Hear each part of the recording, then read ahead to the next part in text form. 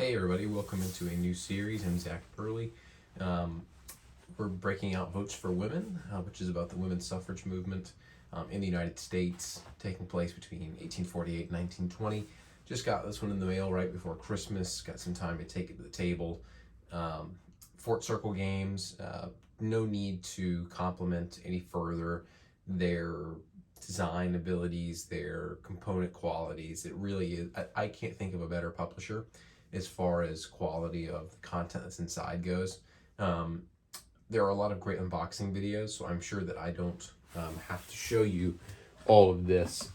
There are already great videos out there detailing it, but inside this game, coming with the copy is this incredible display of historical printings that, in multiple languages that show you the progress and the movement of women's suffrage in the United States through different campaigns and letters and joint resolutions. Official documents, ballots. It's just really incredible, and I think that they partnered with the League of Women Voters for this to publish this edition, which I think is first of all is awesome, but adds to it because you can just publish a game and that's great, and it can be about a worthy historical topic, but to be able to take a step further and to really provide it as a platform, especially in the board game space, which is male dominated,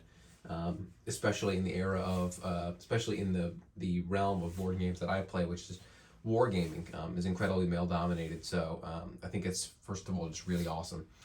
I will say before, I'll do full thoughts and everything at the end, but I do want to say that just to start off, this game is based heavily on 1960. I don't know if it's based on, I haven't read the designer notes yet, but it has the aura of 1960 quite heavily throughout this game. And just to let you know what I think about this game, if you had me sit down and ask me, what would I rather play? Would I rather play 1960, one of, if not the greatest politically themed board games, or Votes for Women? I would choose Votes for Women. Depending on the person, I might choose 1960 because it's an amazing game. But this, what you lose in complexity, you gain in ease of play and just a sheer smoothness. I think that 1960 adds some very amazing layers, but I don't know that it's worth it when this is an incredibly streamlined, beautifully, basically the loss of the complexion, I don't think it takes away from the experience of this game. So I think that you could play this with somebody, play it a time or two, and then you could jump right into 1960 and they would understand 85% of everything that's going on. It's just that little bit of complexity when I'm playing, over and over and over again, or if I'm going somewhere and playing, I may not want to stretch my brain in the same ways that this game does compared to 1960, because it might not necessarily be needed. You can get basically the full experience with this, while still being unique. This isn't just like a reprint with a new theme. This is entirely different, entirely unique, and I love that freshness. I'm not going to compare which game is better, because that's a totally different discussion. I'm just saying, if I could sit down and play one, and if I had met somebody and said, "What do you want to play? Votes for Women in 1960?" I would choose Votes for Women, unless there was just a specific person that I was really excited to play that game with. So that just tells you a little bit of what I think about this game. I will explain as we play why I think that. So if you've seen any of the other card-driven games I've played, this is almost exactly the same as that. There are already some great walkthroughs in this game, including one put out by Fort Circle. So look up Fort Circle TV. They've got an amazing video already out there on how to play in a walkthrough for the first turn. I'm not going to go quite as heavily in depth on the turns as they did in that one, but that was an explainer more than anything else. So you start off with 7 cards, and one of them is a start card, which I've already played for both sides. Suffragists go first, then the opposition. Let me say first, when I played this game originally, I played it once opposed already. The opposition won in final voting. So you play 6 turns. If the game has not been decided by the end of 6, you go to final voting, which is some die rolls with modifiers and such. So basically, the start cards are kind of like setup. You don't have to play them, but I'm not to the point in the meta of this game where I can do anything but play them. So basically, it's the Seneca Falls Convention up in New York. It gives you these campaigners, which I love. I love that you're not going state to state like in 1960 and basically every other election game. This one, you put your campaigners in regions, and then when you roll die, you roll for the number of campaigners, and then you allocate the dice across that region that your campaigner or campaigners are in. Beautiful, love it, simple. And so they have two there, and then the opposition played theirs, the Patriarchy, which sets up this scenario in which most of the country has a slight opposition. Some places it will grow more than slight to women's suffrage. You'll notice the West and the Plains are very empty, and this was historically a hotbed for the women's suffrage movement, especially in the Mountain Plains region, surprisingly enough. My cat is actually named Nellie after Nellie Ross, which was the first female governor in U.S. history in Wyoming. 1924, her husband died. She took over as the first female governor. So that was actually traditionally the hotbed of women's suffrage, as well as places like New York where Seneca Falls Convention and other things happen. So that's kind of a little bit of a brief explainer, which there is plenty of in the rule books. And as well as a supplemental guide. So the sides are going to go back and forth. We'll start off with the suffragists in this beautiful purple. So there are no points on these cards. You can play them basically for points, except all the cards are equal. So events, you can play them for other things, or you can play them for like basically discard it, take an action. So basically what most of the cards do is something like this, where you roll a die and add cubes across a region. Some of them add to specific regions. Some of them get you these buttons, which act very similarly to the way that they do in 1960. 1960 obviously used them to trigger and to stop events, among other things. This one, in this game, you use them to, among many things, reroll die and such. So a similar in that. So that is actually pretty much all that I have in my hand as the suffragist, except the 15th Amendment, which is pretty good. And I think they're going to open with that. So yeah, the suffragists will go first. They're going to play the 15th Amendment. Playable if the Civil War is not in effect, which the opposition player may have in their hand. And roll a d6, and on a roll of 3 to 6, add 2 basically progress in Congress, and 8 cubes anywhere, no more than 2 per state. So we're going to roll one of these. 3 to 6 is what they're looking for. They get a 4, so it is successful. So they're going to add 2 support in Congress. Progress, I'm not exactly sure what it's called, but basically to pass the 19th Amendment, you have to fill this track up, and that signifies it getting through Congress. So the 15th Amendment provides a little bit of push for the suffrage amendments in Congress. Now they're also going to get to add 8 cubes of these 2 colors, no more than 2 per state. This is explained in other videos, but basically the reason there's 2 colors is not because you can play this with more people. You can, but this is so good. This is just brilliant. One of the many things I love about this game. It represents how in many political movements like the civil rights movement, the abolitionist movement, and with the suffragist movement, there were different ways and opinions on how to get to a goal. So there may have been, like with the civil rights movement, the abolitionist movement, there were the militant factions, like let's say more of like the Black Panthers or the John Browns, and then there was the more moderate factions.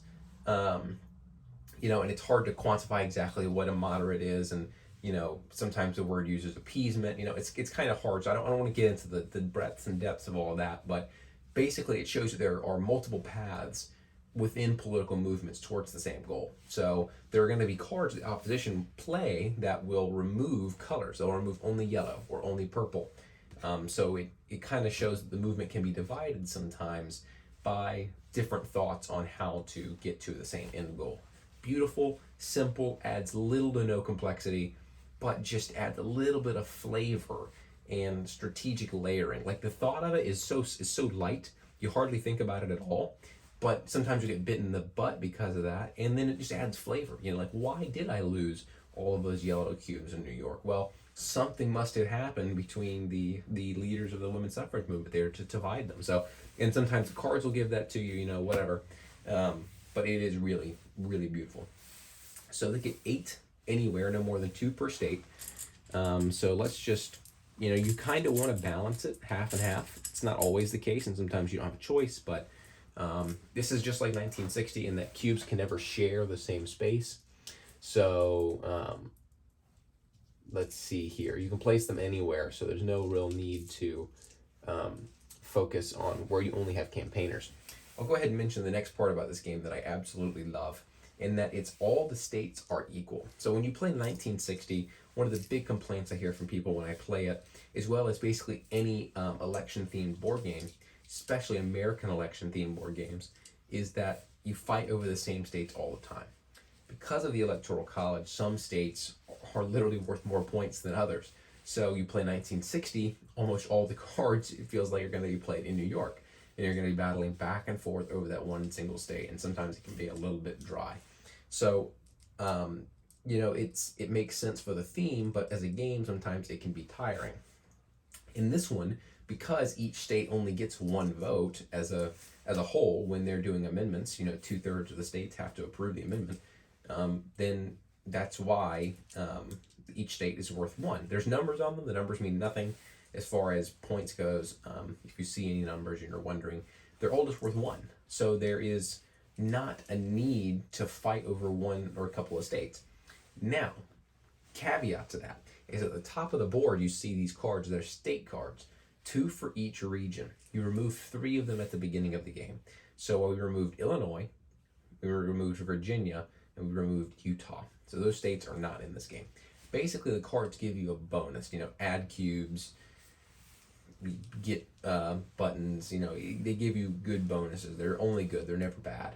And I didn't like this at first. I thought, well, the whole point of this game to me, as far as the gameplay side, is to not focus on certain states. And I thought there was going to be 48 states. It was going to be 1 card for each state. And I was like, well, why? We're going to have to focus on the same states every time. That's annoying. I want to be able to have it random. But then I played and I realized that it doesn't matter which states are on the cards because they're all the same. So it doesn't matter if instead of Pennsylvania and Virginia, we have West Virginia and North Carolina. It's pointless. There's no difference. It would just be for flavor. But this does provide a really nice focal point, because if you ever get 4 of your cubes in a state, kind of like with 1960, you've kind of like locked it. You get the card associated with that state. So if the suffragists get 4 cubes in New York, they can take the New York card and they can play it during one of their turns.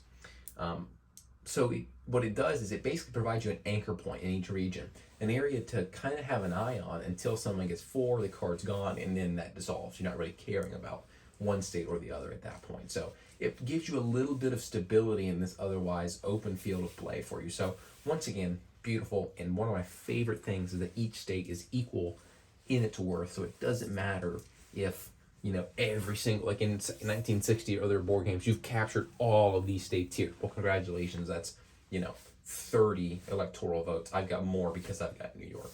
This means that all states are equal. And I think it was just such a brilliant idea to attack something like this, to take on something like this, because it really is awesome.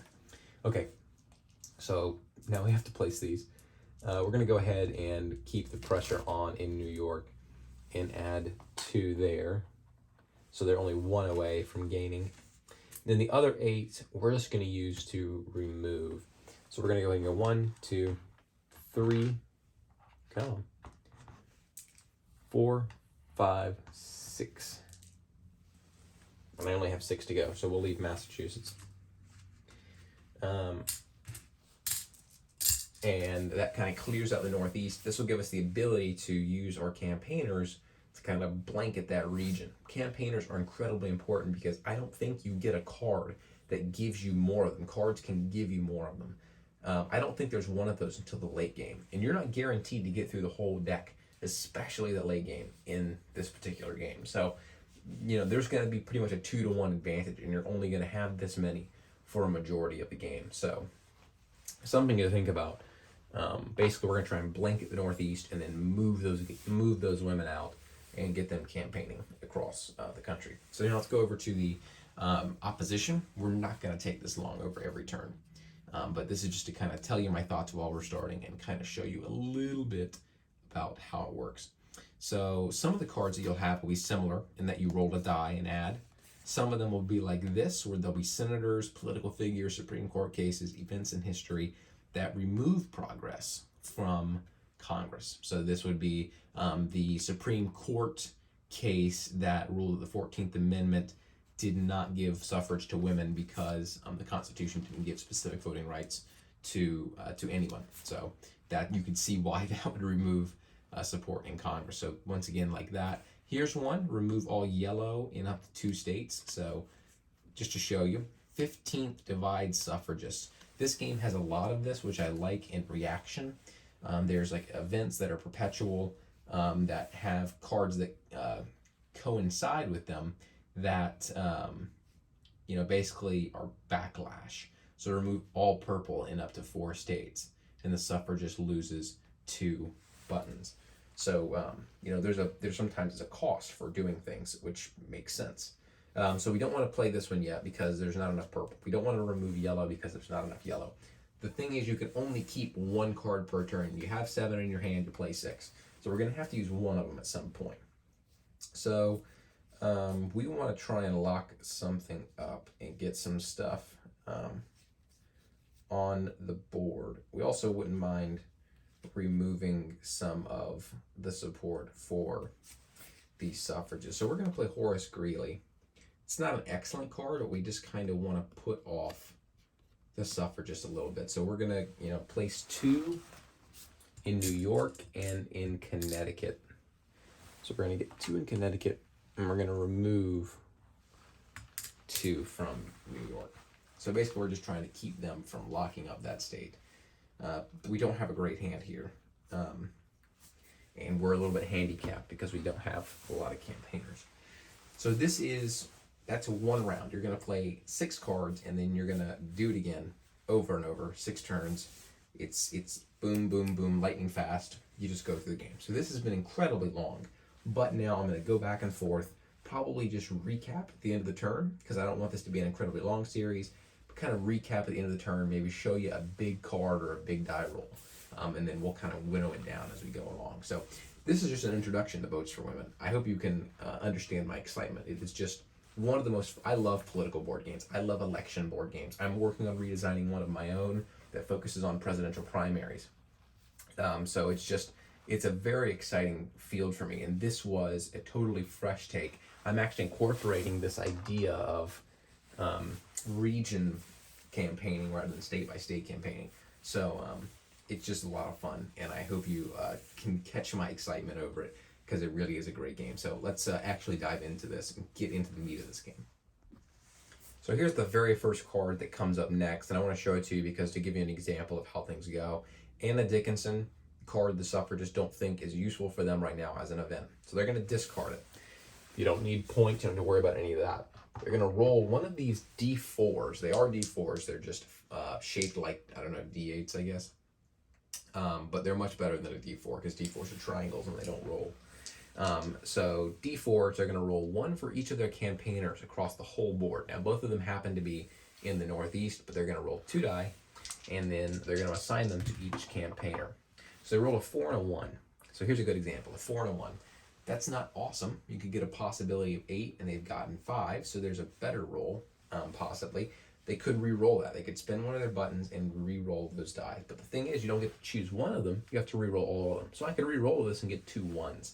So because the campaigners are in the same region, I'm not going to re-roll it because I basically get to add 5 to the Northeast, excuse me. So you have to assign them to a color. So you'll get 4 of one color and 4 of the other, one of the other, excuse me. So you can add them in any amount that you want. So they're going to go ahead and get New York now, lock that down. There is an advantage in the Northeast for the suffragists, and you need to capitalize on it. So boom, they've got 4 in New York. There is no bonus for locking down a state like there is in 1960. In 1960, then your opponent has to draw out of a bag in order to place them in there. There's nothing like that in this game. You can just remove them freely, but you do get this card that they will now have available to them for the rest of the game until they choose to use it, obviously. So that's 3 of theirs there. So that takes out a lot. And they're going to add the other 2 in New Jersey, I guess. And that will, add a little bit to there towards getting that card as well. I didn't see in the rulebook whether or not you can play a card the same turn you get it. You can play one before or after you play your card. I don't know if you can pick a card up and play it the same turn. I didn't see it in the rulebook, but it doesn't mean it's not there. I'm going to wait on the card to play it until next turn, just in case. Also, I don't think it's necessary to play it there. So that's an example of discarding a card and rolling a die to show you a little bit how the thought process goes behind that. Subsequent card for the opposition, I'll show it to you because it's a unique type of card we haven't seen yet, in that it is you roll a d6, you remove a support in Congress. So on this one, it's Minor versus Happersett, the Supreme Court case I was telling you about earlier. You're going to roll a d6. On a 3 to 6, you remove 1 and add 2 in Missouri. So these cards can be completely useless if you don't hit your die roll. It's a 1. They can choose to re-roll that die. They will. And they'll go again. It's a 4. So they are successful in that. They will remove a support in Congress. And they'll add 2 in Missouri. So they're a little bit closer there. So now they've got 3 buttons as opposed to the 4 they had before. So you can see how using those can be an advantage. But if they had missed the roll again, they probably wouldn't have done it again. So there you go. There's an example of how Congress can kind of slide back and forth. Following up immediately, the suffragists are going to do a pretty big double whammy here. They're going to play a card first and then use their New York state card. So women to the polls, add 2 in each of New Jersey, Philadelphia, and Delaware. Because of that little split symbol, you can do whatever amount you want, whatever split you want. So we're going to add 2 into New Jersey to keep that balance and gain the New Jersey card. Now we have 2 in Pennsylvania, so we're going to add 1 of each and just leave yellow. And Delaware, we're going to do the same thing except leave a purple. Yeah. So there you go. We've got the New Jersey card. Awesome. We're now going to spin the New York card, add 6 in the Northeast, no more than 2 per state. This card is removed from the game permanently. It's a one-time use. And they're going to get 6 in the Northeast. So they're going to do 2 in 3 states. So they're going to do 2 in New Hampshire, 2 in Maine, and 2 in Vermont. So there you go, halfway towards locking those down there.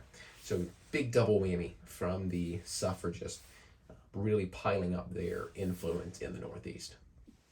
Subsequent opposition card. It's going to be the 15th Divide Suffragist, an example of how the movement can be divided by events happening, both literally in the game sense, but also thematically.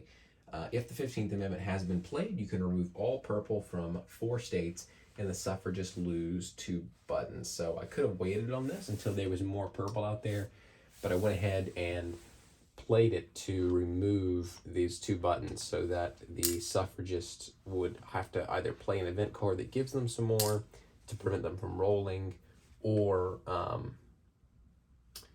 would not be able to re-roll any die that they're currently using.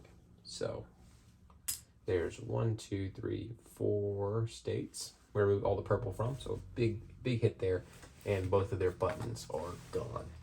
So,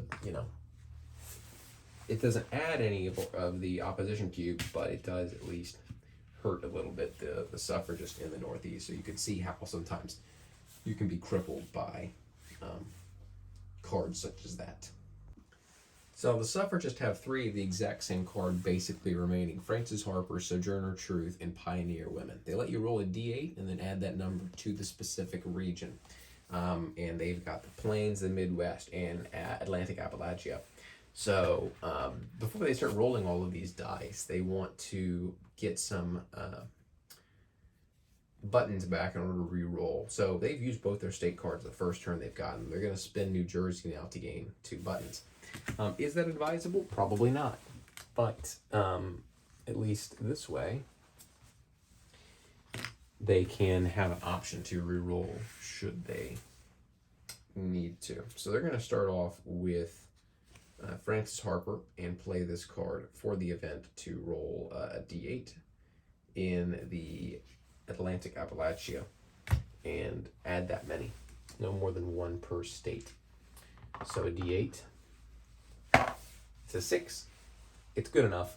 They're not going to add any, they're not going to re-roll it. So they could remove the 6 opposition cubes there, which is what they're going to do, because they're going to have to do it at some point.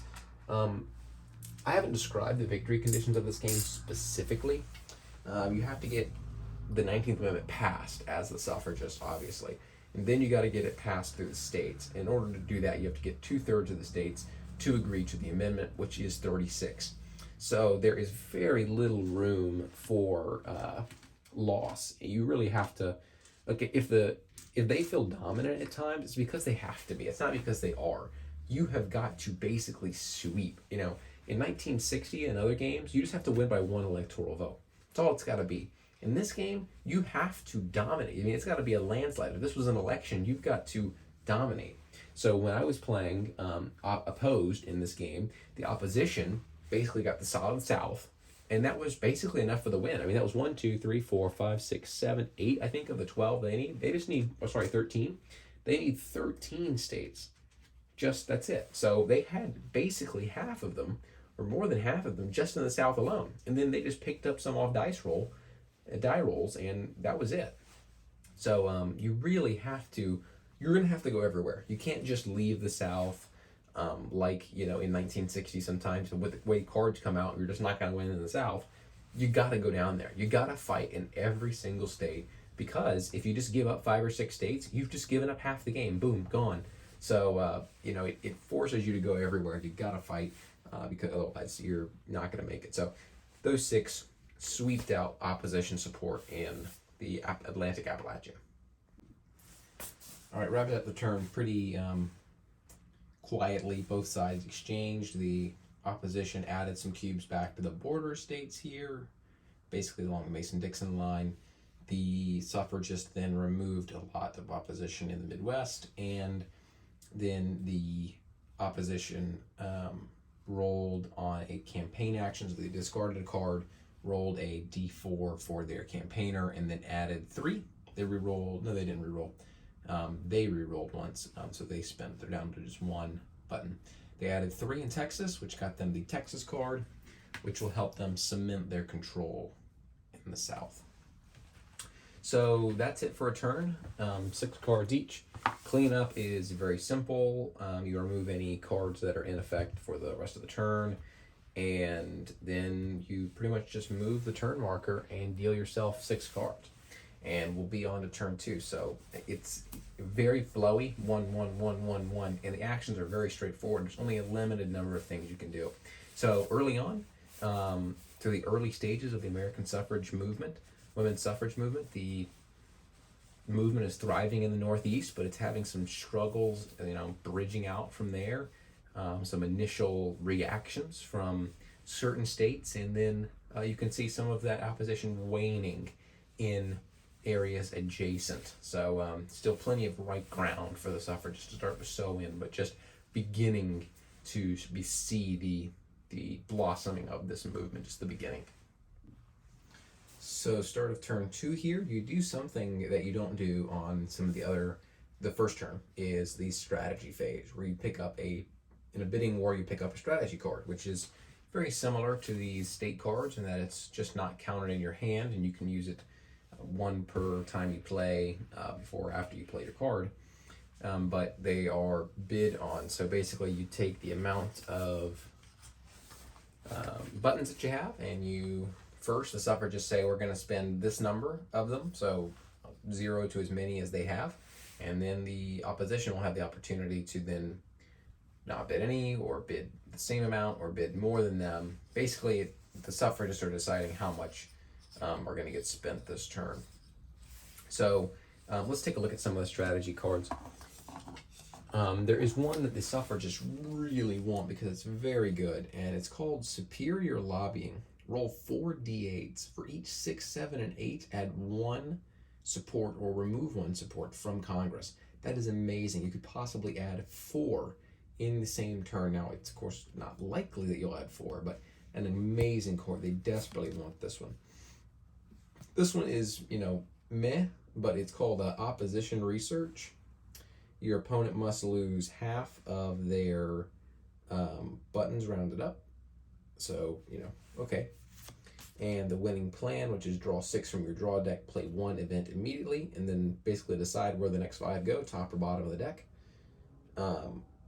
Which is big because you can basically remove them from the game. You're not going to see them again. So between these 3, this is the one they really want. They only have 1 button though. So if they bid 1, let's say, and then the opposition decides they want to pick up a different one or the same one, the opposition can easily outbid them. They have 3. It's not like you get to keep them if you get outbid. You have to spend them. So they would lose the 1 button card that they have. And if you take a look at their hand, there are not any cards except for this one, which they don't really want to play, that gets them a button back. So, basically, I don't think they're going to win this because there's no way the opposition lets them take this card. So I don't see the point in spending any unless it's just to prevent the opposition from getting 1 for just a single. And that is tempting, but they're not gonna spend any. They're gonna go with 0. The opposition will spend 1. They could take this Superior Lobbying card and remove it. Basically just hold on to it, basically killing it, or holding on to it till later because there's not really enough to make it useful now. But they're going to take the winning plan instead. They want to get through this early deck because, like I said, if you just played 1 for 1 and didn't cycle through any cards, you're not going to get through all the late cards, just the way it's structured. So the winning plan is what they're going to take, and they're going to spend 1 button to do that. We'll draw 1 new strategy card, which means that the suffragists have an option to get the Superior Lobbying card in the future. The new one we added is receive 5 buttons. So, wow, big one. So you do it at the beginning of each turn. Very simple. I like the bidding process. Cool little thing. So now we'll go back to the normal thing that we saw where we go 1, 1, 1, 1, back and forth until we get done. So the suffragists go first, and they're going to go ahead and squeeze out this card because they're afraid that another one's going to come out. So we've got Reconstruction. If the Civil War is not in effect and the 15th Amendment is, that is correct, add 1 in each of Virginia, North Carolina, South Carolina, Georgia, Florida, Alabama, Mississippi, Tennessee, Arkansas, Louisiana, and Texas. Basically the Confederacy. It's Reconstruction. Just, kind of explaining how during that period of time with federal control over state governments and the growing influence of former slaves, African Americans in the South who were elected to public office, and it was just basically a time for growing equal rights movements as a whole and an otherwise opening of the region. So they're going to go ahead and pop this card out because they know that the opposition has the Civil War in their early deck somewhere, and spoiler alert, they've got it this turn. So they're going to play this now in hopes that if they do have it, they can preempt it and get their card out first. So they're going to add 1 in Virginia, North Carolina, Tennessee. Is that all of the states not in the South? Yes. And then they remove 1 from South Carolina, Georgia, Alabama, Florida, Mississippi, Arkansas, Louisiana. and Texas.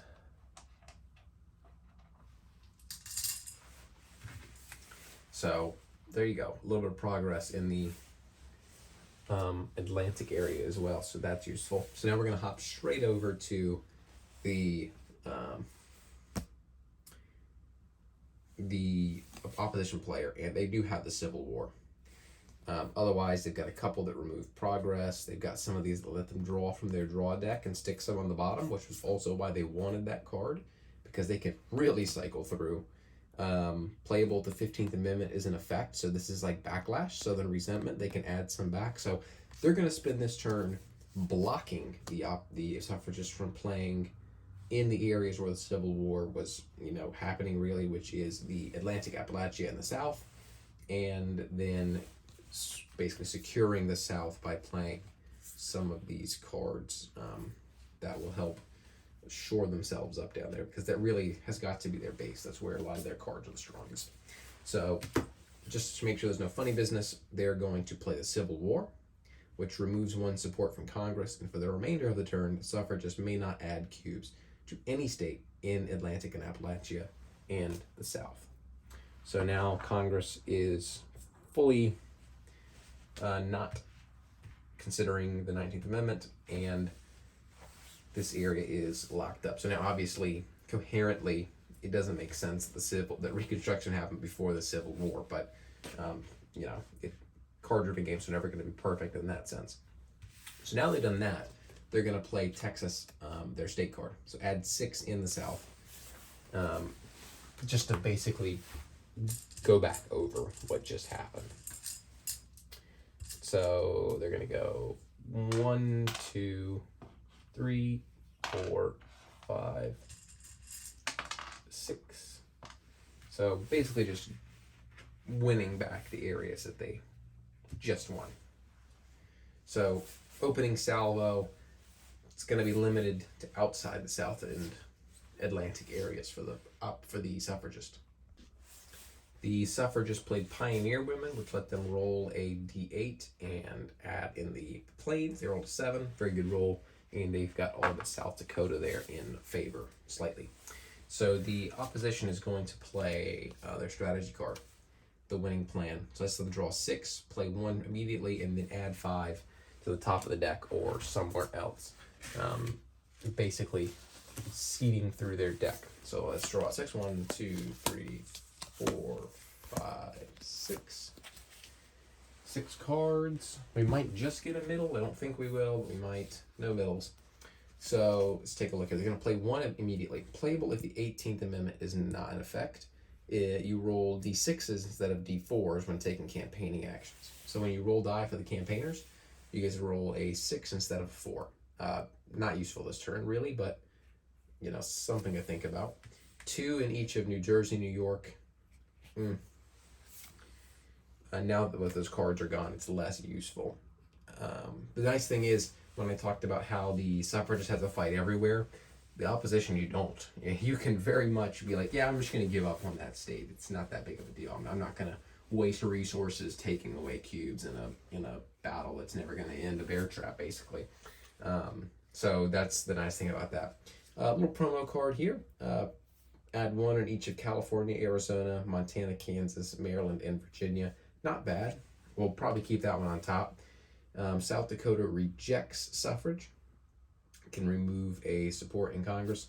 Probably keep that one out. Southern hospitality. This goes along with what we want. To place 1 in some of these states in the South. That one's probably our man.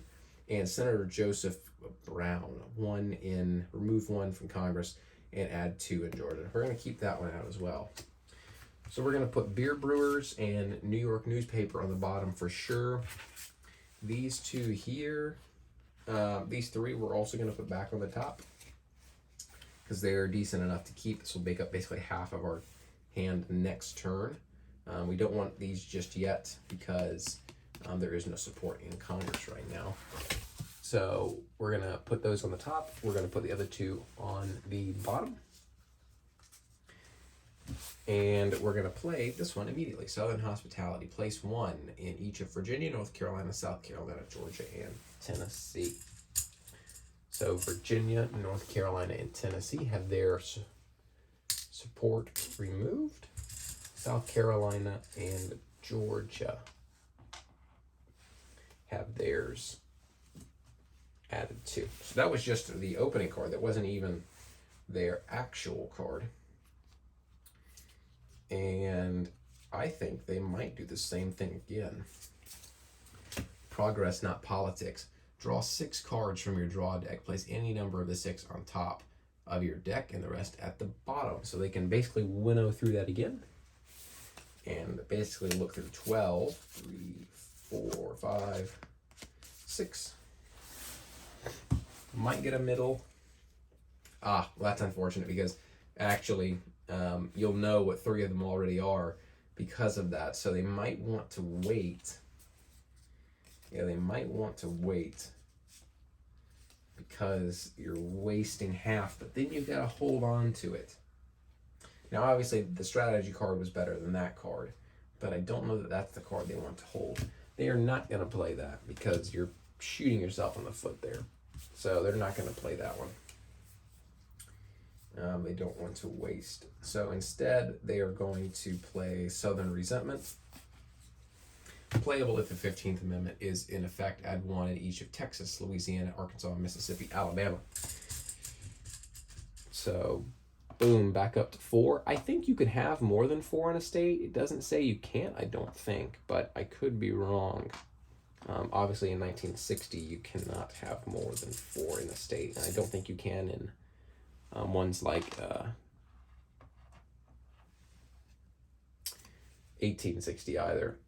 So, yep. Cool. Back over to the opposition now, or the suffragist. The suffragists are going to respond by playing the Vindication of the Rights of Women. 2 cards from the draw deck, discard 1, play the other for the event immediately. So they're hoping for a card for Congress, or what would be even better would be some buttons, because they desperately want that superior lobbying. That could be a huge inflection point. So they're basically both the same card, which is receive a button and add 1 in each state of a region, of each region, excuse me. And they've already got one of these in their hand, so obviously it doesn't matter between these two. Go with Lucy Stone. And they're going to get a button and add 1 in a state in each region. So they go California. They'll remove 1 from Georgia. Wait, they can't place any cubes there, so they can't do there and there, which is unfortunate. They'll add 1 in South Dakota. They'll add 1 in Ohio.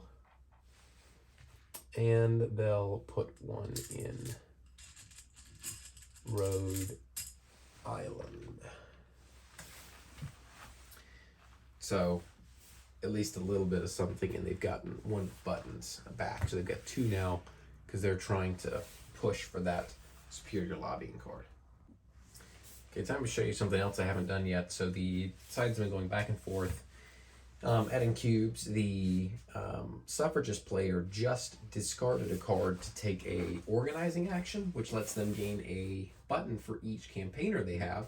The 2 sides are in a little bit of a arms race, with the opposition discarding 1 to get a button, and then the suffragists saying, no, we're having already picked up some from cards. They say, no, we really want that, so we're going to, basically, you can't beat us. We've got 2 campaigners, you got 1, we're going to beat you in buttons. So they got 5 buttons as opposed to 3. So it's been a little bit of an arms race. But now the opposition is going to do something else. They're going to discard or spend a button to move their campaigner. It's one of the things you can do. You can re-roll die. You can also move your campaigner. It's the only way unless a card says to do it. So they're going to move their campaigner up here. They feel pretty good about the South right now. None of them are completely locked down besides Texas. You need 4 to lock it down once the 19th Amendment passes for a state to vote for or against.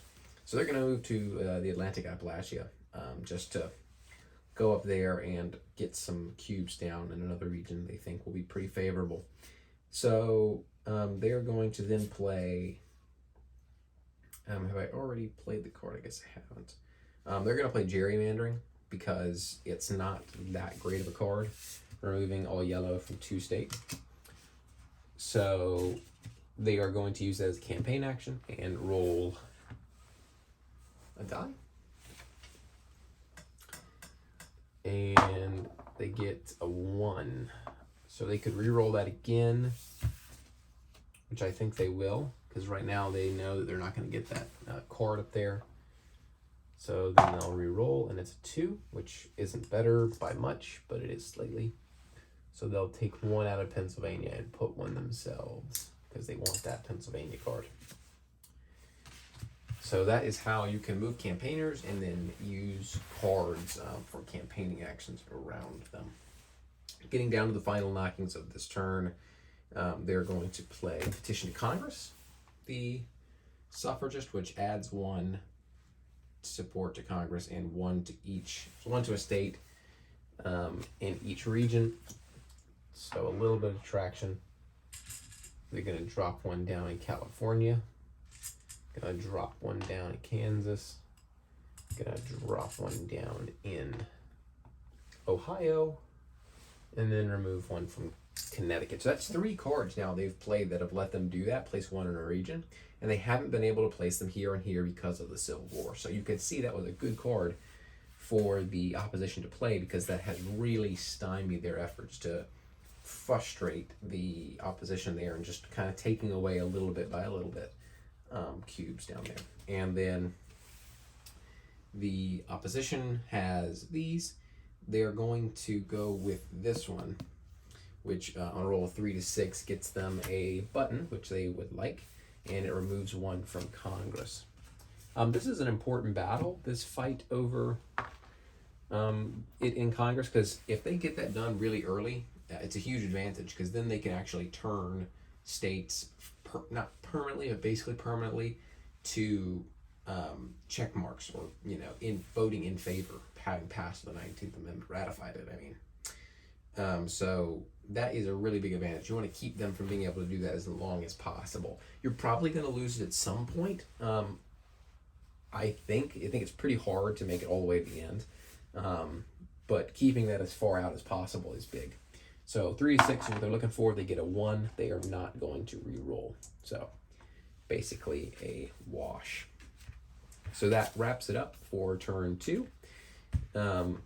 The Civil War will go away. It has ended. So basically, the Civil War has greatly impacted the suffrage movement, and it has, as historically, the Civil War and the subsequent Reconstruction has left the South more opposed to these sorts of movements than, I wouldn't say more opposed maybe, but just as opposed as before, has certainly organized some of the resolve in that region. But still, progress being made, especially in the plains. A lot of positive, fruitful areas, like we said, at the end of turn 1. So we'll advance on, and the suffragists are certainly going to get that superior lobbying card, which is going to be a massive boon for them. Start of turn 3. Went ahead and skipped over the strategy phase because it was very simple. The suffragists spent 2, which was more than the opposition had, and gained superior lobbying, which they're going to play right now. They have got a dynamite hand. We're into the middle era now, so we got some middle cards in there. And so they're going to play superior lobbying to fire this, what they hope will be a great turn. 4 d8s for each 6, 7, and 8. They can remove 1, add 1 to Congress, 1 support to Congress. So 4 d8s. There we go. For each 6, 7, and 8. So they've gotten 2 there. That's pretty good. I think you can re-roll any die. I've never seen anything that says you can't roll every die. They could, and get, possibly 4. They have got a lot of cards in their hand that give them buttons. So they are going to re-roll. And they got none that time. So they're going to re-roll again. And you'll understand what I mean. They have so many button cards in their hand. So they have 1 that turn, so they're going to spend the last one. Maybe they shouldn't, maybe they regret going for more. And they got 2. So back to where they started. So they should have just kept it from the beginning. But like I said, they've got a lot. It was worth a shot. So 2. And they're halfway there, and they could possibly do it. I think that the opposition has some cards that will remove them, but they have the cards to wrap up the 19th Amendment this turn, so they're going to push like hell to get it done, because that's a huge weight off their backs if they can do that. So that was just their first card. So they're going to then do this one, which is National Women's Rights Convention, playable if the Civil War is not in effect. Add 1 to Congress and 1 in each state of a region. So piling on the pressure here, that's now 3 added. You can see why I wanted 4, because if I would have gotten 4, I could have added that and finished off the 19th Amendment on the first turn with no intervention at all from the opposition. So 4 would have been huge. Would have probably won the game right then and there. So add 1 and then 1 in each region. They're going to get 1 in California, which gains them the card there. You can see how, you know, you're not getting a lot anywhere, but a little bit at a time can really bear fruit, because now they're going to pick up Kansas and Ohio. So it's 3 state cards in 1 turn. And then they can actually put some in these regions now. They'll remove 1 from Georgia. And they'll place 1 as well. They'll remove this one from Connecticut. So there you go. What an opening turn. And that is just the beginning. Now that they've got 3 state cards, this is going to be an absolute screamer of a turn. And they have got some decent cards, but 2 of them rely on the Southern Strategy, which is a card that can be played by the suffragist, and it has not come out yet. So they've got 3 that can remove. 2 of them will absolutely remove those, so they can remove half, possibly more. So they're going to spend the turn just the same, going back over and foiling that. So they're going to go ahead and spend Senator Joseph Brown to remove 1 from Congress and add 2 to Georgia. It's always great to look at these cards just to read them and see what these people thought. Brown opposed suffrage partly because it empowered black women. He didn't see value in adding to the voting population all the females of that race. So if you ever just want to have your gut wrenched in and out and really just feel disgust, try and read some of the quotes on the bottom of those cards. They'll pick up the Georgia card, which is just add 2 buttons, which is good, but not as good as some of the other ones, and they'll remove a support from Congress. So the good thing about these cards, the state cards, is that they can play events from their hand and still get cards out on the, still get cubes out on the board. So just to kind of add to what has already been happening, they're going to keep the pressure up, play Francis Willard, add 1 to Congress, and gain 2 buttons. That is just the beginning of a long stream of buttons that's going to be coming in. So now up to 4, back to 4, I should say, and 2 buttons. Back over here to the opposition. Remove 1 from Congress and add 2 to Missouri. Listen to this one. Vest opposed statehood for new territories because of suffrage. I shall never vote to admit the Union any state that adopts women's suffrage. So there you go. It's willing to completely stall the admission of states. Here we go. We're going to add 2 in Missouri. Like I said, I think that you can have more than 4. I might miss that. We're going to put them in there now, and I'll look at it later, but that will remove 1 from there. Missouri, a hotbed of opposition to the 19th Amendment. Now let me take a look and see if there's any more of those that adds to Congress. There is not. So they're going to go ahead and pop this one out, which is add a purple campaigner to Atlantic Appalachia and receive 3 buttons. So that's huge to get out yet another campaigner and to increase their advantage over the opposition. They're not going to roll 3 dice each time they do a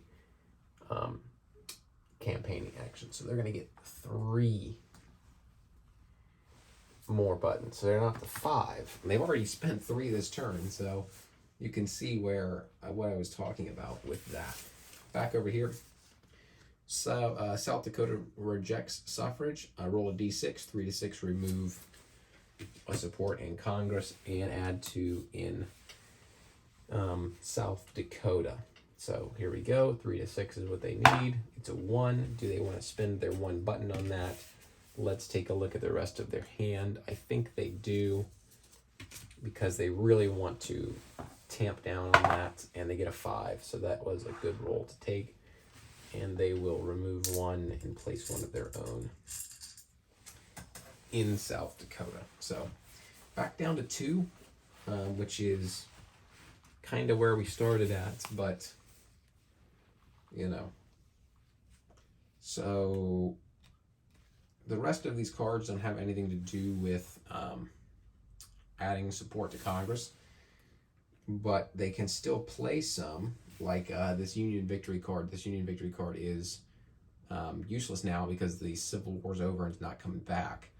So they can discard this card to do a lobbying action, where they roll a d6, I think, and then on a 6, for each campaigner they roll 1, and then for each 6 they add 1 to Congress. So you can see here how if they roll 3 6s, they're really in business. So 3 die, 1 6. They've still got. They're gonna. It's tough because they in their hand they are still can gain 2. So they're gonna spend 1 and re-roll these in hopes to get 2 or more. None, and then they're gonna spend 1 more, so they'll be back up if they can get 1, and they get a 6. So once again, using up these buttons just to get back to where they were and not getting anything better. So should have trusted our first rolls, but up to 3 now. So that's at least something. And then they're going to use one of the state cards, California, draw 2 cards from the draw deck and discard 1, play 1. Just so you know, you can never lose these state cards. Like if you got 4 in a state and they remove some, you can't lose them. So they're going to draw 2, discard 1, and play 1. For the remainder of the turn, campaign actions give you a 6, or roll 2d6 and remove that number anywhere no more than 2 per state. So they're going to do this one for sure. Though there are some really cool cards that talk about Native American history in the suffrage movement, which is something I was poorly educated on, and there's some really great things. You can pause there and read that. Some really great information on Native Americans, which we hear about other figures in the women's suffrage movement. We don't hear it very often about Native Americans. So roll 2 d6s, remove that number anywhere no more than 2%. So a 4 and a 2, they're not going to spend any more. They're going to remove 6, no more than 2 per state. So they're going to go Texas, Georgia, Missouri, 2, 4, 6. I'm going to leave the ones in Missouri. I don't know if they can have 6 there or not, but for right now, I'm just going to take them out. And then we'll remove 1 each from these states down here. Cool, 6. Now back over here. They're going to go ahead and play Georgia, which gains them 2 buttons. You can see those aren't quite as good as the other ones, but it's still 3. And then these 2 are useless for the Southern strategy. And this one is also useless because of their, we're not going to use that one now, rolling 6s instead of 4s. We want to keep one of these, though, because that could come out next turn. So this one is less good, so we're going to get rid of that one. We're going to go ahead and play Conservative Opposition and discard it and take a lobbying action, I think.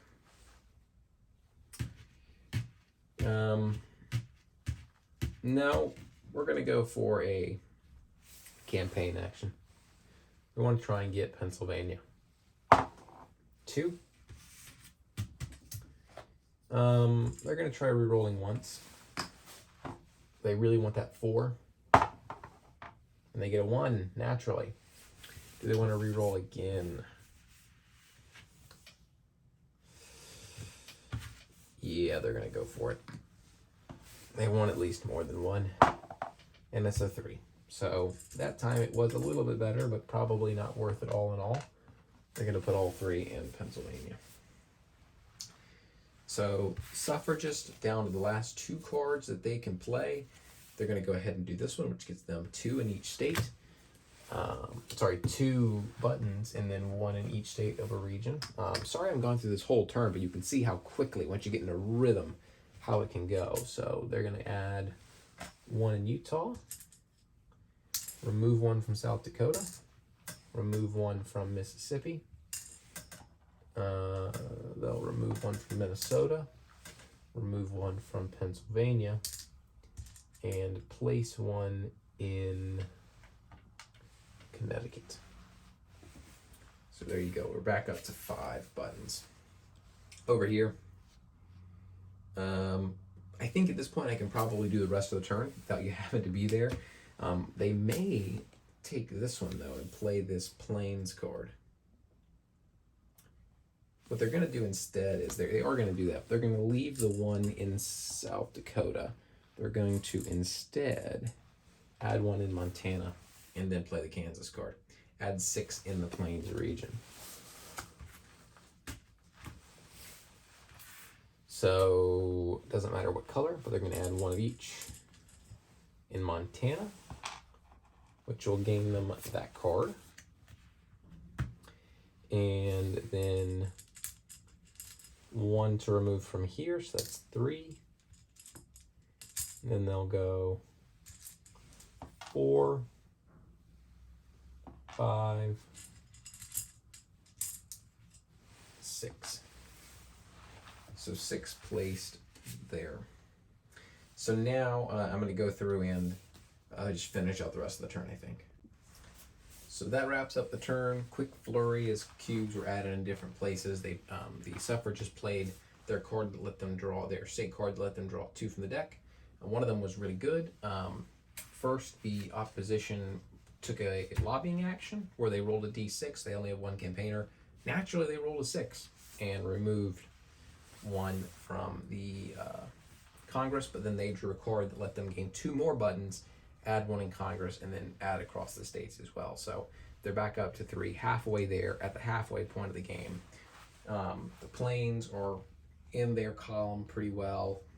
The Midwest continues to shift. The Northeast pretty well is in their column, and the West just started to get into it. The South, though, has thoroughly had their opposition eroded. So overall, trending in the right direction. Next turn, they really need to get the 19th Amendment passed. They can wait to the 5th. They don't need to wait until the 6th. So if they can get it locked up next turn, that's awesome. But they got a lot of those cards that got them support in Congress. So it wouldn't surprise me if those efforts now dry up and they have to go about it rolling for lobbying actions, which is still very viable because they got 3 out. So that's turn 3. Now on to 4. And go ahead and tell you, no buttons for the opposition. So they're going to have their pick for 1 over any of these. And it's 5 buttons. They lose half of their buttons the other side. Or remove any and add 4 of your color in a state. So they could conceivably remove 6 from Missouri and add 4 of their own, which is quite remarkable and something that they're seriously considering. So they probably don't need 5 of these. But anyways, that's for turn 4.